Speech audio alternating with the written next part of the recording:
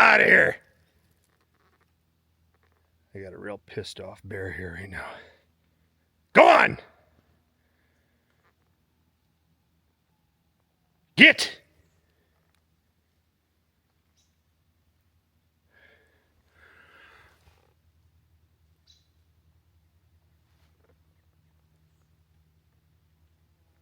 Get out of here.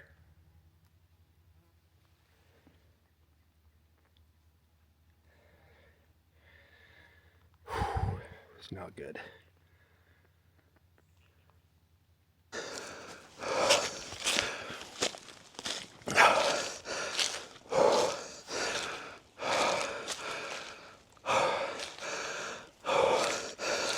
Well, holy shit. That was unpleasant.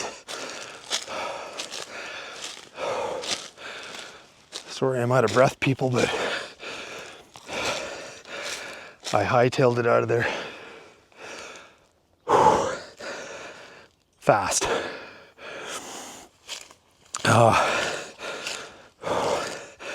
That was a really aggressive bear.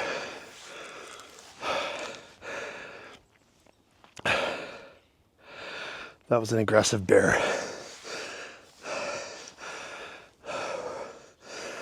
I was uncomfortable, to say the least. Still am. I'm gonna make some tracks here a little bit. Put a bit more distance between us. And then I'll take a breather and do a video for you. Because he's a pissed off bear, that one.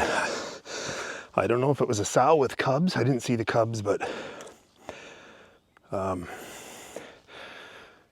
he or she was not happy with me. I backed away, made a lot of noise, but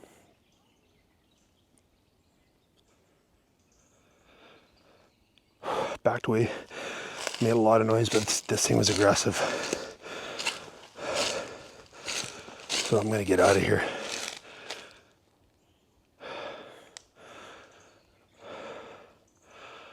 Welcome to nature. That was scary. Have my bear spray, but no gun. That was not fun. All right, I'm gonna move along here.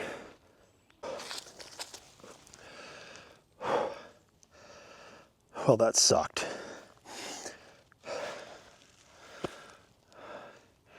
Yeah, there was something wrong with that bear. That thing was super, super aggressive. It wanted a piece of me.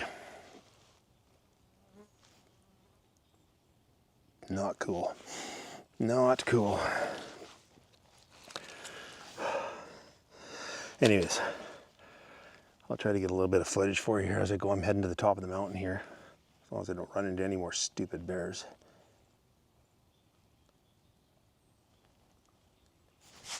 So I'm going to be on super high alert here, you guys. Bear with me. Pardon the pun. Bear with me. So generally, you make a lot of noise, throw rocks, clap hands. Usually a bear will bugger off, but this one didn't. This one was actually came at me, kind of bluff charged me, and I guess I made enough noise that it finally took off. But then it didn't leave. It was in the bush, and it was huffing and breaking branches, and it was pissed. Don't like it. Don't like it. Anyways, I don't know how much time I got here, because I don't want to sit in one spot for too long. I want to keep putting on distance between me and trouble. Jeez. Always something, eh? Anyways, I want to tell you guys something. About a week ago, I was out at my cabin. I went to go to my favorite fishing lake. And just before this video, there's probably going to be a little clip there for you to see. So what happened is I had all my cameras. I had this Pocket 3 and I had my Action 4 camera for filming myself and filming some scenery for you guys. And then I had 4 trail cams with me.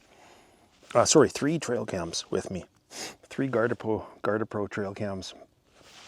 And I got all the way in to where I was going. Well, not all the way. Let me back up. I filmed as I was leaving my side-by-side. Did a little bit of film for you guys. And then about halfway in, I went to flip on my Action 3, or my Pocket 3. Battery was dead. Fully charged the night before. So the camera itself has an internal battery, then the handle has a big battery, both of them dead. So I grabbed my Action 4, fully charged the night before, dead. So I'm like, well, I guess I'm not doing any video for my outlaw country family. So I thought, oh, I'll just carry on and put my game cameras up. Get to the first spot, I want to put my first game camera. Put the camera on the tree, open it up, turn it on, dead. Not only is the internal battery dead, the double A's are dead. I'm like, what the hell? Grab the other camera, dead. Grab my third camera, dead. All 3 of my cameras, dead. Not only one camera has an internal battery and double A's backup. The other 2 cameras are solar with an internal built-in 10,000 milliamp battery, all dead. So I couldn't put my cameras up, never got any film done, nothing. Something haywire happened. Never had anything like that happen in my life. It was crazy.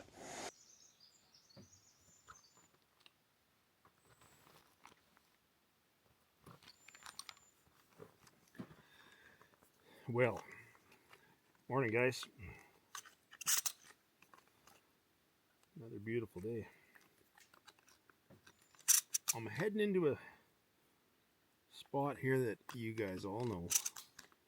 If you've been following my channel for any length of time, this is my little secret fishing lake. It's about a 4-mile hike in. And I don't go in here unarmed. I have before, never again. There's a lot of bears in this country, a lot of cougars in this country, lots. And I'm carrying the Defender for them, not for the other inhabitants out here. Well, this is a spot that I have had a ton of interaction on with the forest people, with the Bigfoot people. I haven't had a visual in here, but I've had the tree knocking, mouth clicking noise. I've had some like serious vocalizations. This is where I found the bones. It's endless. It just goes on and on. And I'm just going in here. I never go out looking for these things, okay? For these people, ever. I just won't do it. I never have, and I never will. I know they're there, but I never go looking for them. And I'll say it before I start my journey in here. I'll just say I'm in here setting up some trail cams for wildlife. I don't hunt here, okay? I just don't hunt this area. I leave this area to them. And I go in here, go fishing, and I put up some... Absolutely crazy. I could not believe it. So I thought I had to share that with you guys because, as you know, this little lake of mine that I go to has had some pretty good activity with the forest people over the years. And I'm not saying that they killed my batteries, but I got no other explanation for it. I have never had my batteries die like that. This camera that I'm using right now, this camera shuts off on its own if it's left on for more than 5 minutes with not being recorded. It shuts off. So, I don't know. I just know it was bizarre. Thought you guys would be very interested in that because I am interested to find out what in the hell happened to my cameras and my batteries. So, I have my theory, and my theory is that I think that these people have the ability to do stuff like that. I think their abilities are so great, so vast that we can't even begin to comprehend it. So I think they had something to do with it. Just my opinion. I'd like to hear what you guys think. Let me know. Leave me a comment. Let me know what you think. Did they drain my battery so that I couldn't film anything that day? Don't know. But I got halfway in there, and I ended up hiking about 4 miles in, anyways, just for something to do. And never saw nothing, never heard nothing, no incidents, nothing, no encounters, no sounds, no nothing. But the entire place was dead. There was no fresh bear sign, there was no nothing. It was dead in there. And it's normally not like that. Normally there's always game in there. So anyways, I'll be going back another time. After hunting, I'll go back in. I was just hoping to get some video of the elk losing their velvet and going into rut and all that kind of stuff, but not going to happen. I am not going to bullshit you. Right now, you guys probably think I'm paranoid as hell, but I'm not. I'm just being very careful. I don't want that damn bear to sneak up on me. All right, let's get into a couple emails here real quick. If I hear any sounds, I'm getting the hell out of here. Here we go. Here we go. Hi Darren, my name's Dawson Caulfield, and I live in northeastern British Columbia. I've been watching your YouTube channel since Christmas. Excuse me, and I can't tell you how much I enjoy your content. I've never been to the island, but plan to get there one day and do some fishing. Maybe even for a black bear hunt. We'll see what happens. I love the scenery you share with us, and also the emails that you're sharing. It's not just the email, Darren. It's the way you deliver it. Some people have the ability to capture their audience when speaking, and you definitely do that for me. I often watch your videos late at night because I work long days. So at the end of a long day, I'll sit in my chair, have a cup of coffee, put you on the big screen, and watch. And I love it. Well, thanks, man. You make me feel like I'm right there with you on your hikes. And when it's time for an email, I feel like I'm living the experience as you tell it. Please don't ever change how you do things. Your content is second to none, and I'm sure I'm not the only one that loves it. I've had 2 encounters with the Sasquatch people in my life. And up until I sent this email to you, the only person that's ever heard my experiences is my wife. I've worked in the oil and gas industry my whole life, and I'm also a pretty avid hunter. Even if I only get out for a couple short trips each year. My job takes me to some really remote locations where I have to service pump shacks for oil and gas wells. My first experience with the Sasquatch was in '96 in remote northwestern BC, right on the BC-Alberta border. It was about 8:30 a.m. and I was doing some service work on a generator inside the well shack. It was late November and really cold, probably minus 30. The generator was running, so it was loud inside the shack. But I heard a very loud thump on the side of the small building. I was wearing hearing protection, but I still heard the loud thump quite clearly. I went outside and looked towards my truck, which I'd left running due to the cold weather, but never saw anything. I went around the side of the pump shack to where the large fuel tank was and saw nothing as well. As I was looking around, I noticed the large steel fuel tank had a big dent in the side of it. I questioned myself. Was that there when I got here? Was that the noise I'd heard? I went back in the shack and carried on with the repairs.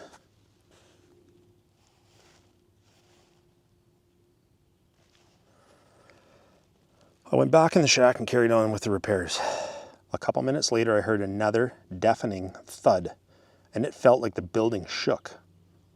Now, these shacks are only about 12 by 12 for the most part. They're not a large building. It sounded to me like a vehicle hit it. So I went outside again, and over by the fuel tank, this time I saw something. I saw some of the snow off the roof of the shack. So I walked over and saw these massive footprints at the fuel tank and also right beside the pump shack where the snow fell. I looked up and saw the metal roof had a huge dent in it. maybe 12 to 14 inches around, at least the size of a basketball. The sight of these tracks made my heart race. I was scared shitless. I quickly looked around but saw nothing. I went back into the shack and grabbed my tools. I looked up ahead, I'm sorry guys, can't speak here today. I went back to the shack, grabbed my tools, locked up, and headed for my truck. I headed out of the area and called my supervisor on the sat phone to tell him that I was leaving the lease. He asked why I was leaving without finishing the repairs. And for some reason I lied to him and told him I wasn't feeling well. He said he'd send another tech there tomorrow to finish things off. I don't know why I didn't tell him the truth. Maybe I feared being laughed at. I'm not sure, but that's what I said anyways. The next afternoon, one of my co-workers called me and said he had been out to that shack and finished repairing the generator. And although it snowed a bit last night, he could see signs of a huge grizzly all around the shack and over by the fuel tank. Once again, I held back and just said, "Oh wow, that's crazy." I could not bring myself to tell him what had happened to me there the day before. I probably should have, but I didn't. So a few weeks later, I was working not far from that pump shack, and it was the end of the day and almost dark. I came around a bend in the road, and across the bridge and down on the frozen creek is a massive being squatted down by the little stream of water that wasn't frozen. I spiked the brakes and slid a bit, and this thing stood up, looked at me, and bolted to the timber. Nope, it wasn't a bear like many would think. This thing ran like a human being, except its strides were 8 to 9 feet at least. The being itself was all of 10 feet, jet black covered in hair. It was gone so fast, but I know what I saw. No doubt about it. Anyone who has any interest in Sasquatch knows the Patterson-Gimlin footage, and I've seen it hundreds of times. This was exactly like the creature, except it didn't walk. It was like a flash and gone, but it looked exactly the same. Very tall, very thick, covered in long black hair. I never saw it long enough to see any facial features, so I can't really say what it actually looked like. Those two encounters scared the shit out of me, Darren. And the only way I can spend a night in the woods now is in my camper. Even at that, I'm still nervous. I know nothing about Sasquatch, but I do know they're real. And I also know they instill a sense of fear like nothing I've ever felt before. Watch your back out there, Darren, but keep up the good work.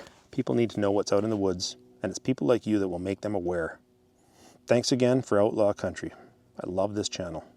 Dawson. Thanks, Dawson. Appreciate you, brother.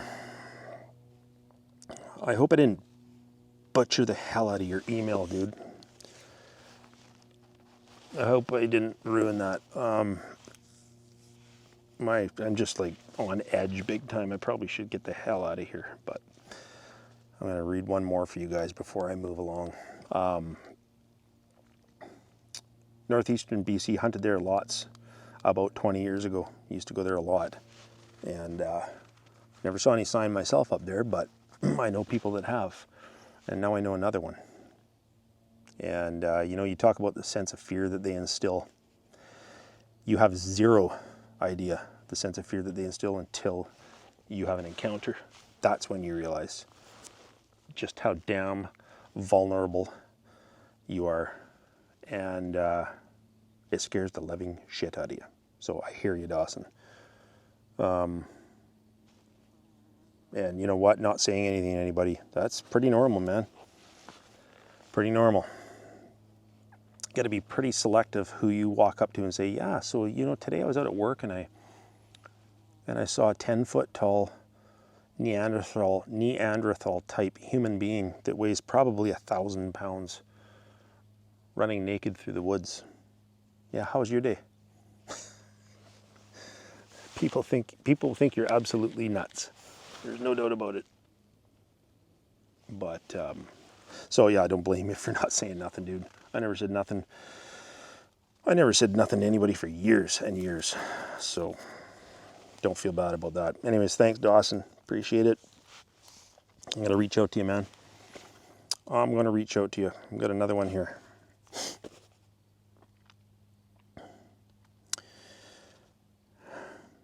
Hi Darren, I hope I spelled your name correctly.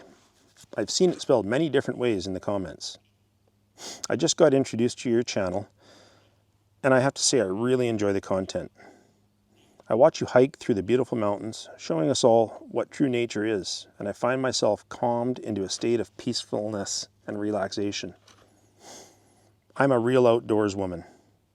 I love being out in nature as well, but I don't get to do as much as I'd like. When I was young, my father took me hunting, and I hunted with him for many years, actually right up until the year that he passed. We grew up in a cattle ranch, and my brother and I both worked the ranch with Dad until we left home. Dad tried to take Bryce hunting when he was young also, but he didn't like it and only hunted a couple of times and then decided it wasn't for him. I, on the other hand, loved it, and I still do to this day. I'm rambling, so I better get to the point here, or you're going to get bored with me. I just turned 54 on February 10th, and my husband and I have lived off-grid on our homestead since 2015, so 10 years now.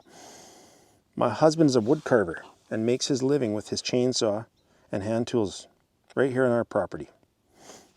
My husband is First Nations, so carving is in his blood.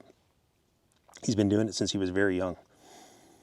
Another thing that is deep in his cultural roots is the forest people, or Bigfoot, or Sasquatch, however you care to refer to them. My father told me a story once about his encounter with the forest people, but I shrugged it off as just a hunting story. Many years later, I met and married Charlie. And through his family, I heard more stories of these large, hairy forest people.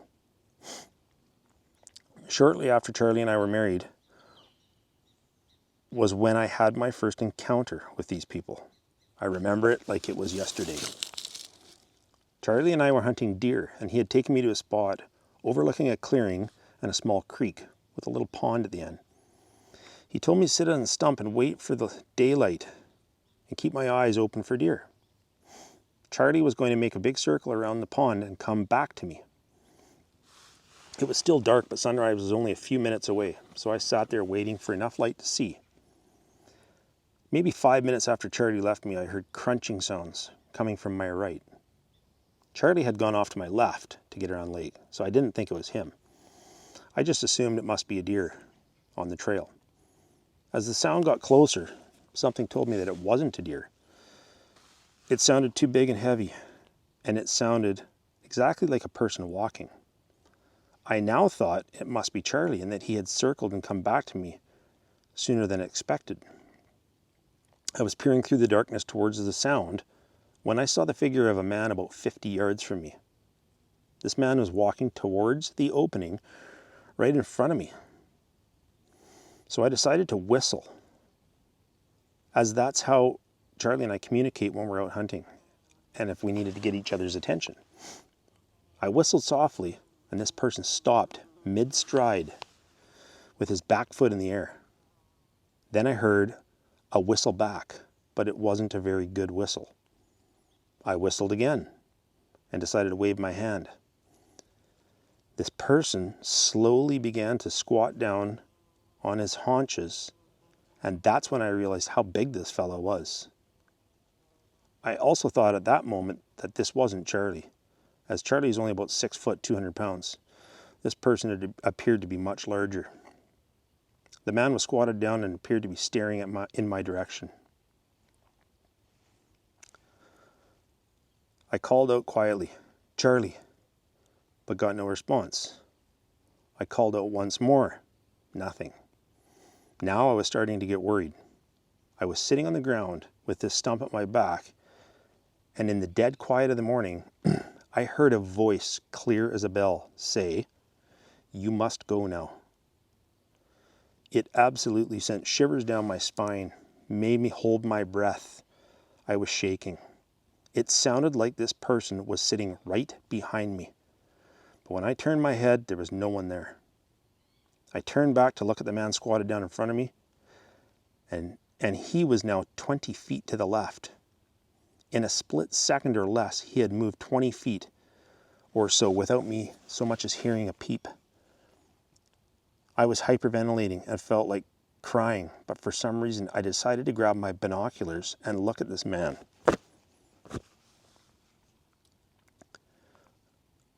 Who was staring at me. As I looked, I could see this dark, black, hairy being. I can see its eyes, nose, mouth, forehead, cheeks. I can just make out its shoulders and knees tucked in front of its massive body. I was shaking with fear and unable to scream as hard as I tried. Just then I hear the voice again. You must go from here now. Leave. I dropped my binoculars out of fear because this voice was literally right behind me, whispering in my ear. This huge creature now stood up and walked away from me. In 3 to 4 steps, it vanished into the trees. I started crying and reached for my gun and fired off 3 shots in the air to get Charlie's attention. 15 minutes or so later, Charlie came crashing through the bush. I thought at first it was the creature I'd seen, but it was Charlie. Thank goodness. I wasn't able to get up off the ground, so Charlie helped me up and asked me what had happened. I wanted nothing more than to get out of there and back to the truck and go home. I told Charlie frantically what happened, and I knew right away that he believed every word I was telling him. We wasted no time getting out of there. Charlie talked to me and kept me close to him the entire time. When we finally got back home later that night, Charlie asked me again to tell him exactly what happened. So I did.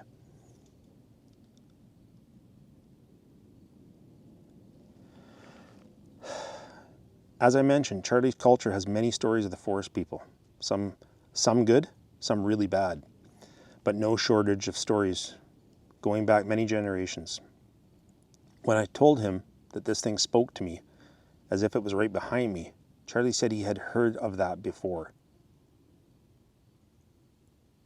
Apparently these people have the ability to speak to a person's mind. That's really scary and hard for me to comprehend, but it did happen. A few months later, I was out on our property, putting away some firewood in the shed when I heard the similar voice, "Stay out of the woods."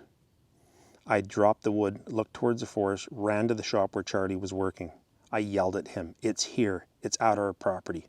The forest person is here." Charlie took me to the house, and I told him what I heard. I was shaken all over again. The next day, we both went for a short walk in the woods behind the shop and barn, and we found tracks that looked to be that of a forest person. 16 to 18 inches long, barefoot. Stride was all of 8 feet, Charlie said. They weren't crystal clear in the dirt. You couldn't make out the toes, but they were definitely footprints, and much, much bigger than Charlie's boot. I was terrified that this thing had followed us home and was now on our land. Twice more over the next few months, I heard this creature say things to me about staying out of the woods, which I did. I was afraid to go for a walk in the woods on our own property. After a while, I realized that it had been a while since I heard the voice. And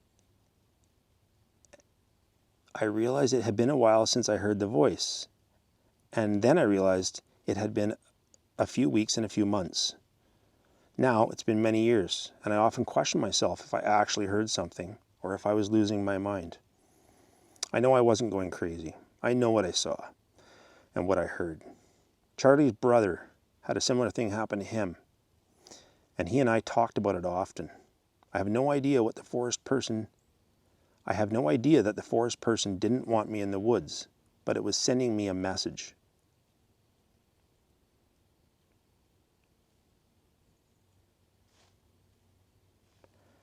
Charlie told me all along that it didn't want to harm you because if it did, it would have.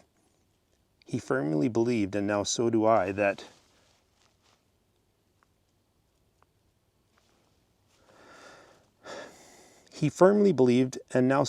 this person was warning me of something and wanted to make sure I listened.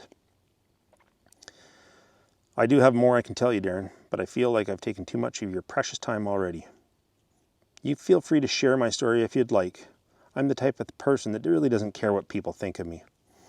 I'm a good person and I know that. So if people think I'm crazy, well, that's their opinion. Thanks for Outlaw Country. Thanks for being you and sharing the beauty of Mother Nature with us all. Taylor Francis. Wow.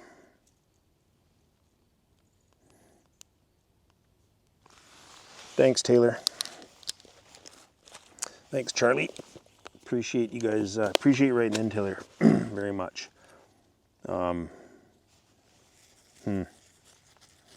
Yeah. Got to agree with Charlie and his brother. If I think if this thing wanted to harm you or hurt you, it would have, easily could have. I don't know, just my opinion. Was it warning you? Probably. Of what? Don't know. But you did the right thing. And, you know, I hope now that you're able to go on your property and go for walks and hikes and whatever, and hopefully you're still hunting.